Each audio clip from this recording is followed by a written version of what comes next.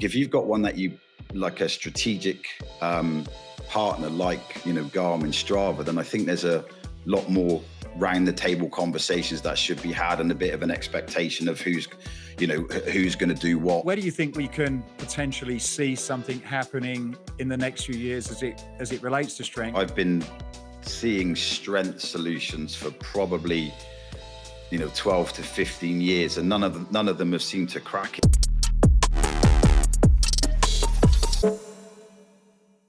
Welcome to this week's episode of Lifts. I'm Matthew Januszek. I'm here at my end of my 2-day retreat. I'm in Yucca Valley. You can see the yucca trees behind me.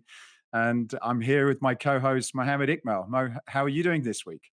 Well, I'm really jealous because I'm not at the Yucca Valley. I am in Arlington, Virginia. It is a beautiful fall evening. We are recording this a little bit late. We've got our guest coming in from Kuala Lumpur, which we'll get to hear in a minute. But tell me more about this retreat, Matthew. I'm really intrigued. You never told me about it. You tend to do way cooler things than me. Well, I think it's probably a podcast on itself. You know, when you go away and you have one of these, what do they call it? Like immersive environment. So I've been immersing myself in this for 2 days, and I've got a lot to say, but I'm kind of in the final stages of integrating a lot of the things that I've learned. So maybe it's best that I don't go off track too much because maybe it kind of like needs a little bit of warming up before we get to that sort of stuff. But definitely worth having a conversation. And if you want to check out, I'm with a gentleman called Paul Lubix. He's the well-being manager. He's done work with some amazing individuals and businesses, and has a very interesting concept around health and wellness and longevity that we should probably talk about at some point. Well, I really love that you are loving the retreat. I need one really bad. I've been putting in, I don't know, 80, 100-hour work weeks the last few weeks, traveling everywhere in all the time zones. But no, it sounds phenomenal. We should do a podcast about it. Look, I'm really excited for our episode today. We are diving into three big stories shaping our industry.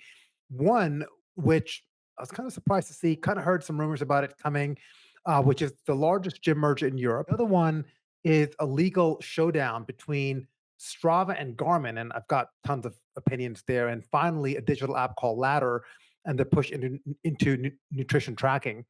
Um, we'll also close with something a little bit broader. I have a special final thought for today on AI, which seems like a lot of people are really interested in AI and recovery. So I've got a couple of thoughts there. Joining us today, we've got a special guest to help us unpack it all. And he is someone who's been behind the digital transformation of some of the world's biggest fitness brands, Leon Rudge. Leon has spent more than 25 years in fitness technology, leading digital strategy, product development, and innovation at companies like Life Fitness and MyZone, where he started as global head of product, but finished his career there as chief digital officer. He now advises operators, suppliers, and investors on how to use technology to grow smarter, not just bigger.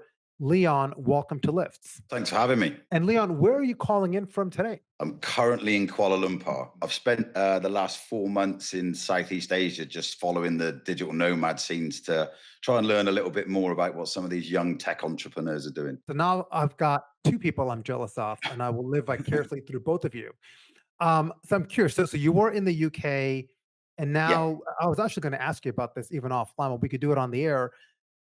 What made you go to Southeast Asia? Is it just to explore the scene? Because I know a lot of people, not just you, who are actually there doing the same thing. Yeah, yeah, it was exactly that. I mean, the amount of digital nomads in places like Bali is just incredible. The co-working spaces are second to none. There's a bunch of digital entrepreneurs, bunch of digital nomads, bunch of remote workers, um, and they're here in their droves. So, and one of the big drivers uh, w- that I didn't really realize till I got out here was that actually most of these people love to help. So if you ask a question, you'll spend 15 minutes just, 20, they'll spend 20, 30 minutes just talking to you about whether it's crypto, whatever they're doing, they'll talk to you about it. So yeah, so I've been moving around a little bit, but there's some really good digital nomad hubs. And that was the big driver really. There's as I'm sure we'll get into, there's a whole new revolution going on, and I wanted to just put my ears into it, basically. I've been fortunate, like yourself, to get to travel quite a bit, and it certainly helps to broaden your perspective. It helps you to look at things differently, and in most cases, you get inspired by new ideas that are relevant to the areas that you're in, and conversations that are happening. It sounds like you've really immersed yourself into this world, and I'm sure you've met lots of really interesting people. But when it comes to technology, and if you contrast this from where you came from, which was very traditional corporate culture, life fitness, my zone. What would you say is something that is resonating with you? This sort of this new version of Leon, now that you've traveled and you're in the hub of what seems to be happening in Southeast Asia. I think that's exactly it. There's a big difference between traditional and advanced. I mean, it's actually overwhelming what some of the stuff I'm learning or hearing or listening to. But these guys act in a completely different way, think in a completely different way. They're absolutely obsessed with technology. They talk about AI and nodes and compute power. It's just it's completely different. And the best way I can describe it is, I kind of, I was a programmer in the late '90s and been around for a while, and I just found myself in spreadsheets and having conversations about saving money on the speed of internet lines. Whereas out here, it's they're they're actually talking about how much pressure that AI agents are putting over tokens and things like that. So it's a completely different conversation, and I'm learning a lot. But there are some traditional remote workers out here. There's email marketers, designers, right the way through to YouTubers who are putting together some of these AI walkthroughs. So it's overwhelming, to be honest, but it is a completely different world. Well, let's go ahead to our first story, which is going to pick up in Europe, where Basic Fit just made a major power move. They've agreed to acquire Clever Fit, which is a German-based franchise fitness with roughly 493 clubs and 1 million members spread across 7 countries. They actually have some non-branded clubs, other brands here in the US. I think, Matthew, you and I visited one called Fred Fitness, which is part of that family, a couple of weeks ago. The deal is worth 175 million euros and will bring Basic Fit's total footprint to more than 2,100 clubs across 12 countries, making it Europe's largest fitness network. So on paper, this looks like pure scale, but to me, there's been a deeper story here. Basic Fit operates company-owned low-cost models, while CleverFit runs a franchise model, which is entrepreneurial, decentralized, and really heavy on local ownership. Investors initially weren't sure what to make of it. Basic Fit stock dropped about 4% after the news came out. UBS actually flagged potential delays in integration and expansion. I actually work on a lot of M&A strategy in the world that I'm in now, and over the last 10 years. Leon, really question for you. I mean, you've kind of seen some of these integrations happen, and you've seen large scale rollouts close up. What do you think the real motivation is behind this acquisition? Is it geographic reach? Is it Basic Fit getting into franchising, or do you think it's something else entirely? I think it's probably a bit of both. I mean, I only read the story yesterday, but and again, not heard some of the rumors, Mo, but it definitely just something I got to yesterday.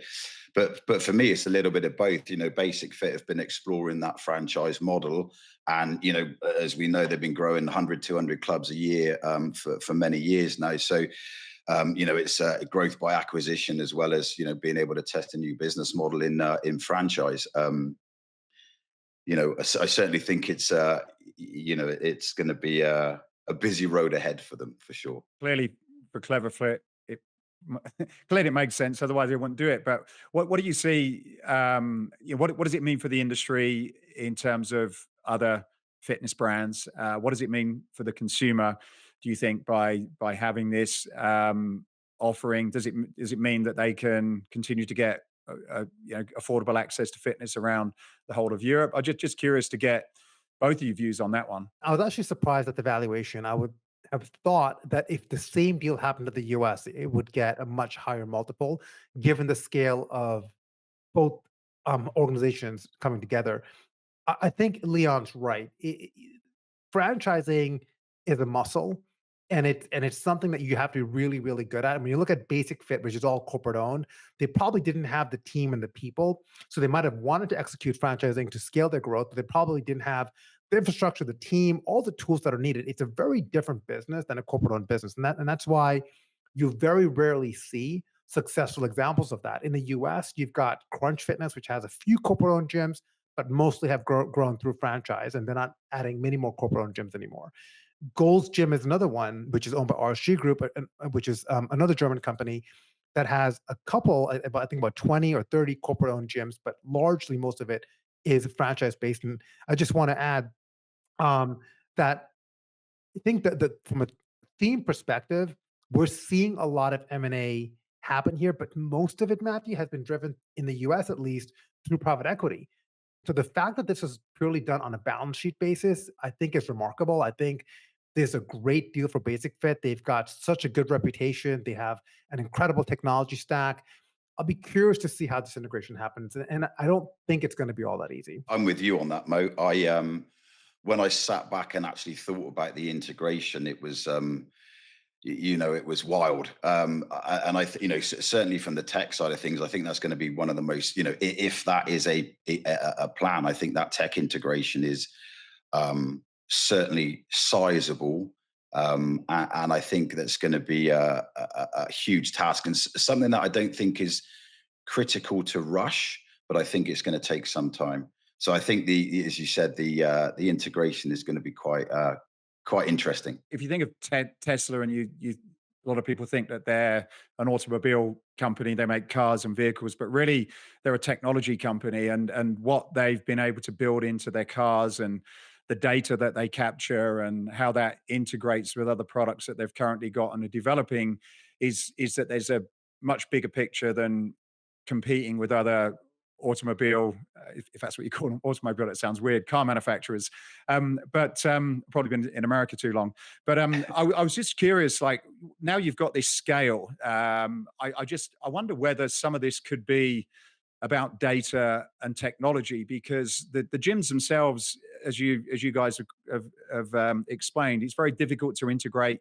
It's not like it's in America where everything is one country, one language. It seems as though Clever Fit are operating in a number of different countries with different cultures, and it's a lot more diverse, and probably, or definitely a lot more diverse than you would see in the United States. So I just wonder, as these organizations get bigger, do you think that there's any of them looking at it from a different play, and that there could be a different business model outside of creating affordable gyms? I think so. I think technology can be, certainly a big growth factor of an acquisition.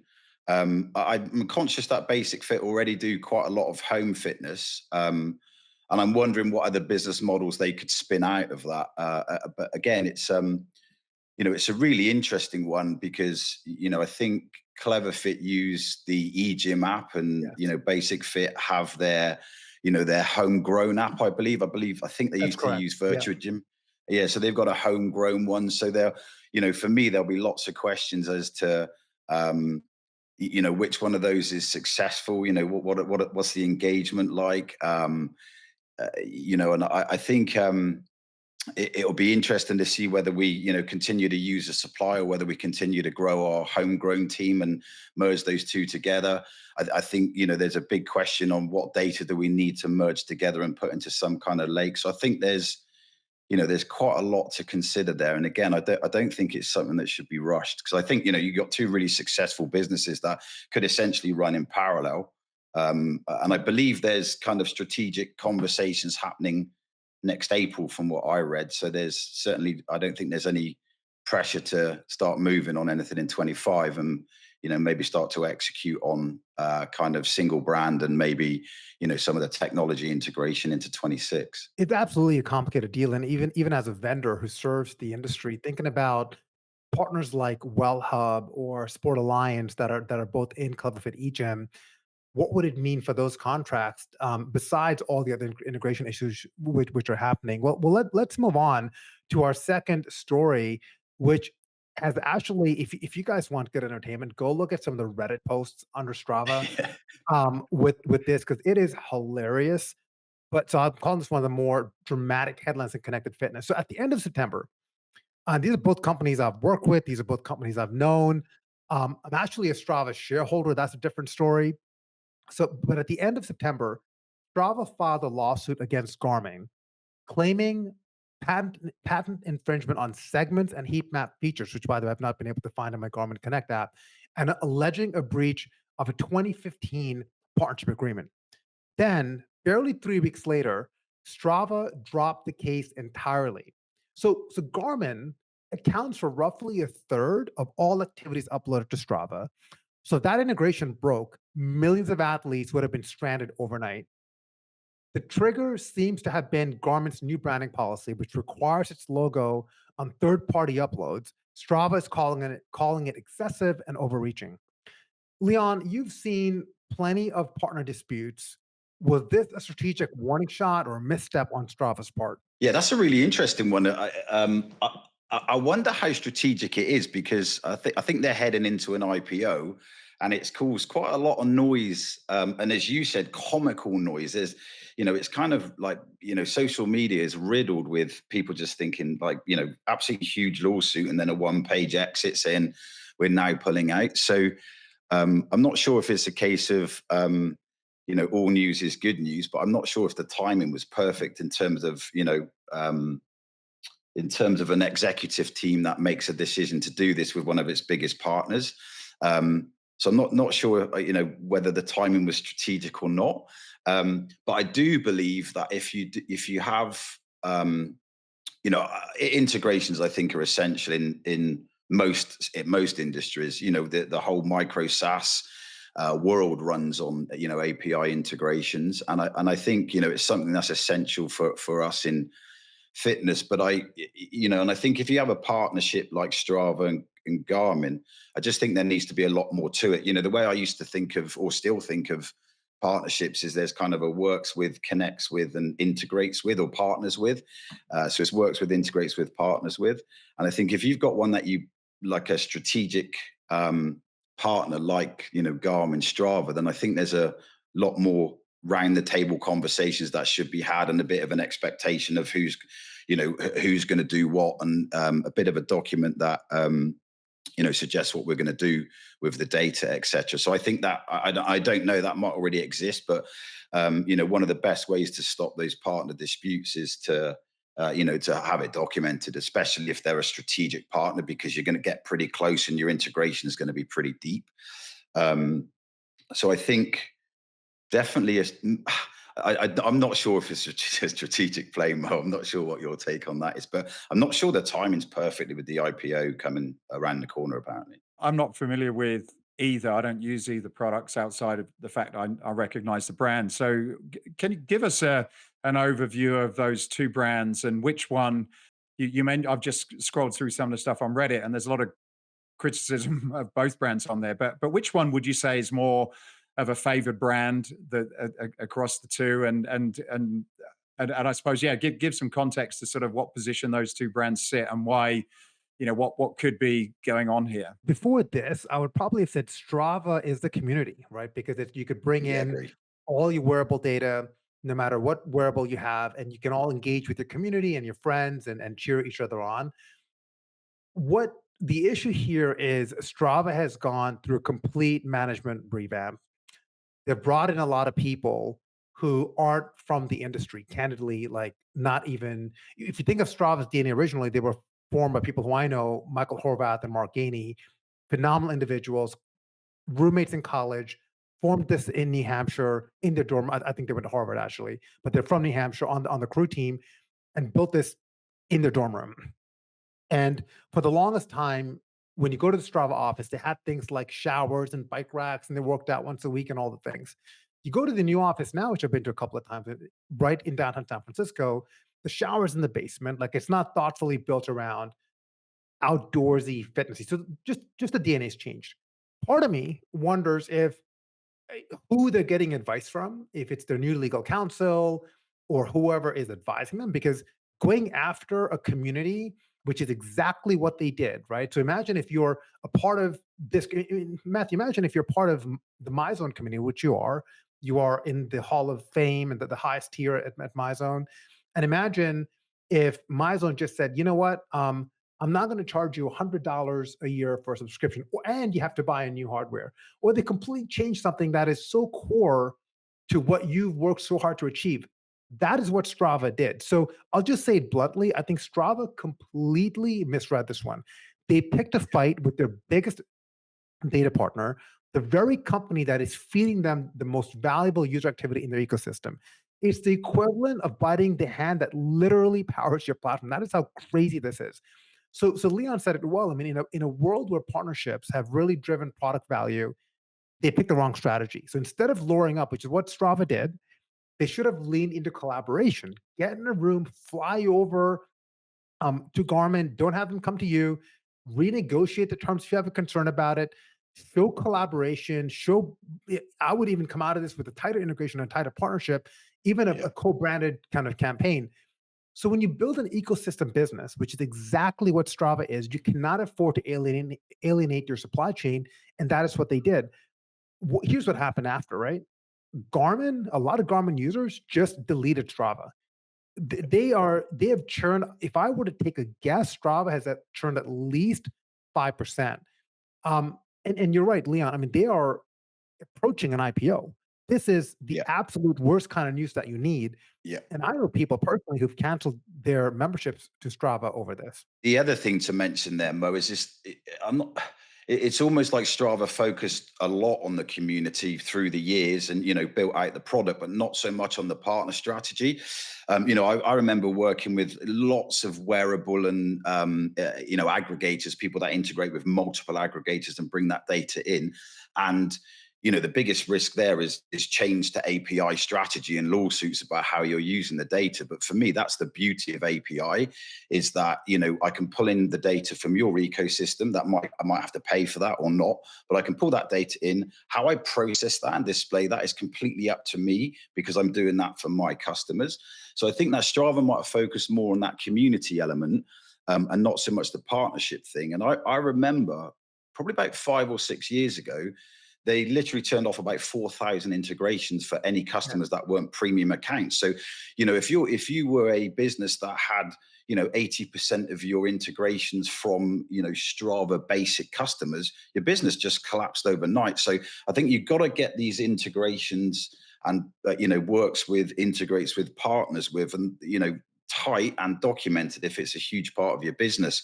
But to see these two behemoths play in as they are at the moment, and then backing down quite simply with a couple of page document was really interesting. So Strava had the lawsuit. I think on the other side, they just sat there. They're like, "You want to come Yeah. after us? Come at me." And they did not blink. They did not budge. And really, Yeah. all the credibility was lost on Strava's part. So Matthew, hopefully that Yeah. was helpful. Does that help you help provide some context? Rabbit hole. It was a rabbit hole. It really is. Well, I want to move on to our third story, which is really interesting. We've talked about this app, Ladder, which candidly has grown faster than any other digital app. So when a lot of digital at-home companies are really struggling for growth, Ladder continues to do really, really good things. And I think it's because they create small groups, they have a coach that you can relate to, and they have community. And it's really, and the programming actually works. So you make a good product that people want, people tend to stay. But they still are struggling with retention like anyone else, candidly, even the gym industry. So they just recently launched adding nutrition into its app. So nutrition's interesting because food tracking, I believe this year in 2025 has gone through this complete revolution, and we should probably do a whole episode on it. In fact, a couple episodes ago, we had Rami from Alma speak about that. I think that episode has come out on his new AI-based tracking app, or added tracking into its Ring app. So you're finding everyone getting into food tracking because, again, as the old adage goes, right? Apps are made in the kitchen. So Ladder added nutrition tracking to its app. Now users can log meals, track calories, macros, and align food intake with their training plan. This is really a retention strategy. Here's why. Studies show that users who track both workouts and nutrition have a 30 to 40% higher retention rate than those just tracking workouts alone. So Leon, I will start with you here. I mean, this to me seems like a natural evolution. I don't know if you've used the ladder app, but do you think that this is the new baseline as we go into this new integrated wellness ecosystem? Absolutely, I think it's a super smart move, and I think some of this the stuff that I've read, they spoke to their customers first, and they said, which for me is one of the most underused and most critical thing. And I think the customer said, "Hey, yeah, we'd love to just have it all under one roof.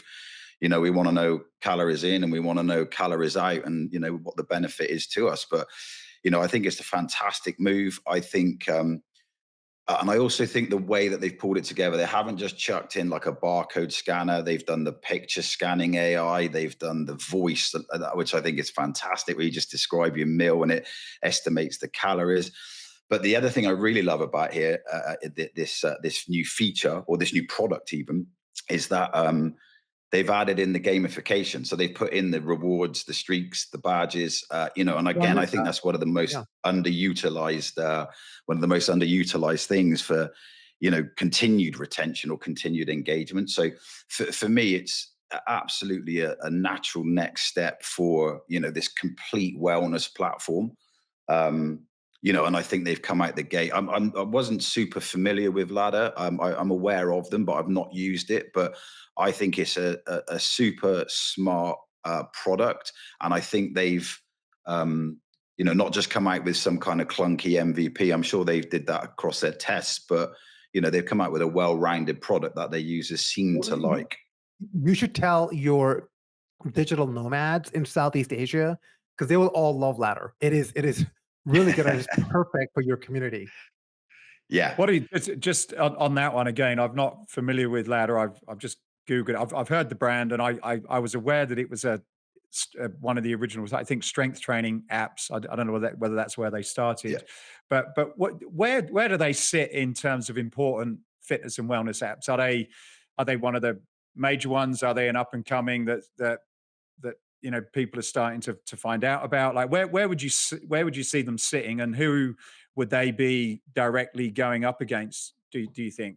Well, I think, look, so this is leaning in on some ABC Fitness data, but 30% of gym goers today within the ABC Fitness community are coming into the gym with either a pre-planned program, a digital app, or some sort of workout video that they're coming into the gym with. Ladder on the strength side is number one in that. So ladder is number one for strength. They've grown so much and they're so popular that they made Peloton come out with a Peloton strength app, which essentially looks like a copy of their app. So they're definitely well known, and the programming is real good. And Leon, I don't know if they're international enough yet. That's something that we probably Mm. have to go check. But in the US, they're an app that a lot of people know about and really love. Some of the stuff I read, they've got 300,000 paying customers, which is a good amount, and especially if that's just one region at the moment. I definitely don't see them or haven't seen them a lot in the UK, but I've heard of them obviously because they're making noise. And when you're bringing out feature releases like that, which read pretty good, I think they're definitely one of these ones to watch for sure. I think some of the challenge with the strength apps, Matt, is that a lot of them have just digitized something that was never used, and that's the program card. So I think they've got to get a little bit innovative and and add some of these really cool features in and make it a lot easier. So I definitely think this is one, ladder, or one to watch, and I think this is a great feature release or product release. What do you both you guys think about the strength metric? I've not used Ladder, so I don't know what information it gives. But most of what I do is dumbbells, kettlebells, weight plates, and so unless the app can automatically sense what I'm doing at the speed I'm moving around the gym without me having to type it into it. I'd love to have a strength score in a similar way to what I get with my MyZone score. Just very easy, convenient. You finish your workout, you don't have to do anything. It just shows you there. So where do you think we can potentially see something happening in the next few years as it relates to strength, or is that not really yet in anybody's imagination to have it that seamless as something like a MyZone, for example? I think that's a real tough one. I've been seeing strength solutions for probably 12 to 15 years, and none of them have seemed to crack it. And I think it's because it's that difficult. I think to have a kind of seamless experience as you walk around a regular gym with free weights, functional free weights, I think that's really difficult. I'm not aware of anything, Mo, and you might have something that I'm unaware of, but I'm not aware of anything that's really cracking this yet.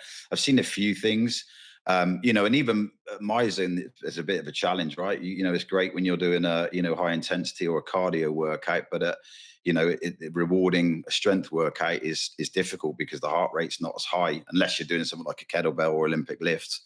But yeah, I'm not. I do believe there's a place for it, but every strength solution I've seen historically, and I've seen some fantastic ones, I've always asked the questions of, do people actually want it? So I think there's a couple of things there. I think it's a big challenge, and I think eventually technology will solve that, and algorithms, but also it's whether people actually just want that or just want to, look at reps, sets, and an improvement over time. And I really love what eGym do on this, and in terms of going out and measuring everybody's selectorized or plate loaded, everybody's selectorized piece of equipment and the arms, the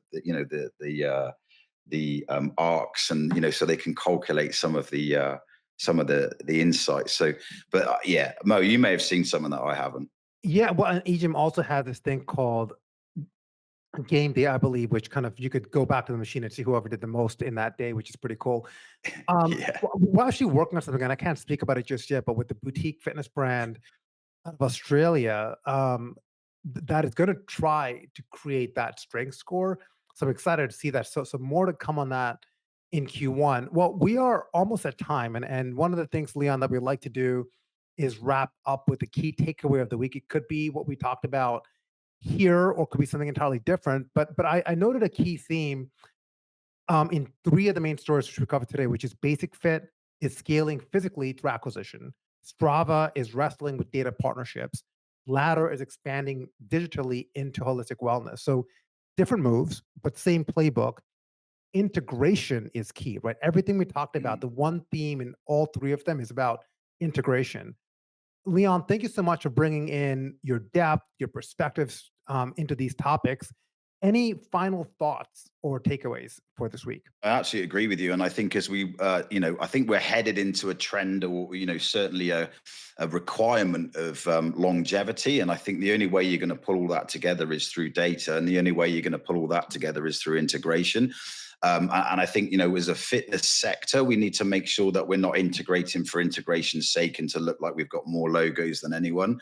I think, we just need to make sure that we're strategically integrating, and we're making sure that they're, long-term partnerships and deep integration, so we can deliver the experience that our customers want and need. Any final thoughts from Yucca, California in your Yeah, wellness retreat? it actually came up in a conversation today, and quite relevant really, which is focusing on the customer, because I think clearly one of the challenge that Basic Fit are going to have as they expand is how to ensure that their customer really feels as though they understand them as they scale across different countries, and with different countries, different regions, different wants and needs. I think that's really important for all businesses. But paired with that, and very very closely paired, is culture.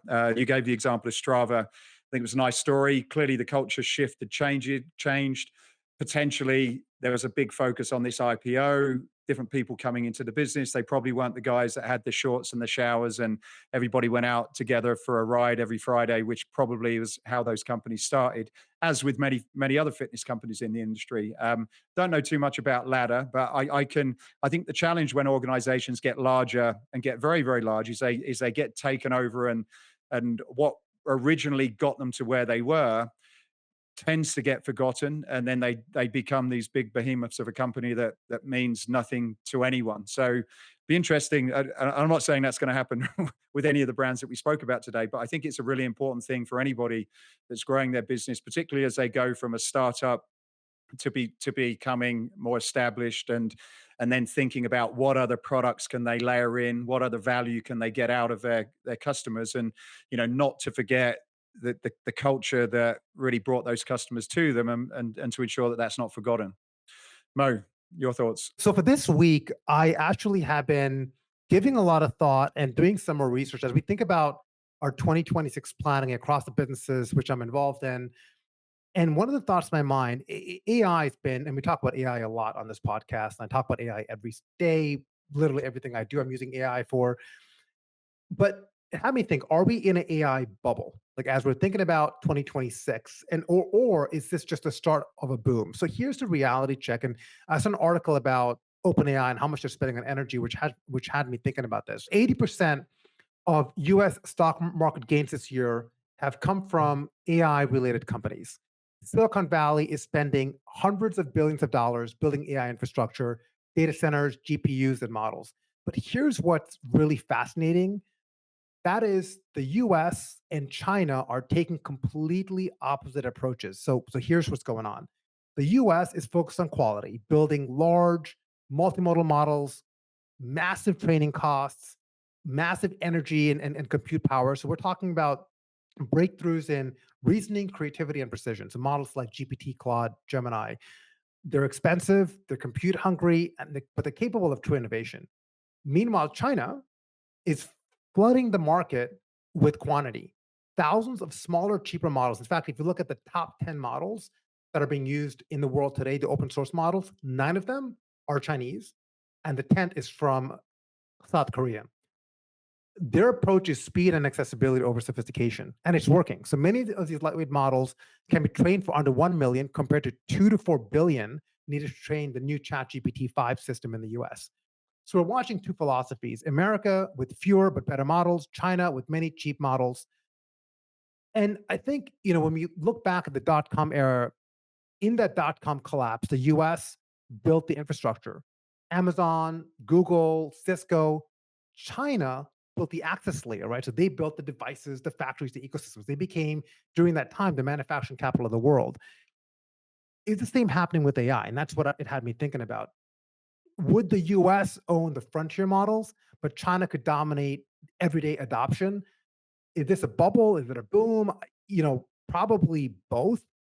But what's clear is real world use cases is going to define the next decade. And again, as we're thinking about our long range planning and things that we're going to be doing with AI innovation, how does this tie into fitness? And I think the true answer is that the winners aren't just ones who are going to go all in on AI. And we've talked about that a lot. It's really going to come down to people. Can we amplify people to make their awareness and their reach more powerful? So I know that was a long-winded way. I'm working on a big thing here. So appreciate you letting me talk about that. But it just was fascinating to me that thinking about, everyone talks about AI, but is this thing going to burst? That's really above my head, but I'd be interested to know a little bit more about it. Maybe will you have a part 2 on next week's interview where you could kind of explain the relevance? And I've got a bit of catching up to do. I would love to do that. And by then, I think my thoughts will be much better formed. I'm doing a lot of research into this right now. Well, Leon, thank you so much for joining us. And Matthew, thank you for dialing in from your retreat, which I'm still very jealous about. To our listeners, thank you for tuning into Lifts. If you enjoyed this episode, feel free to subscribe, share with a friend, comment on our LinkedIn posts. Until next time, thank you for tuning in, and we'll see you next week.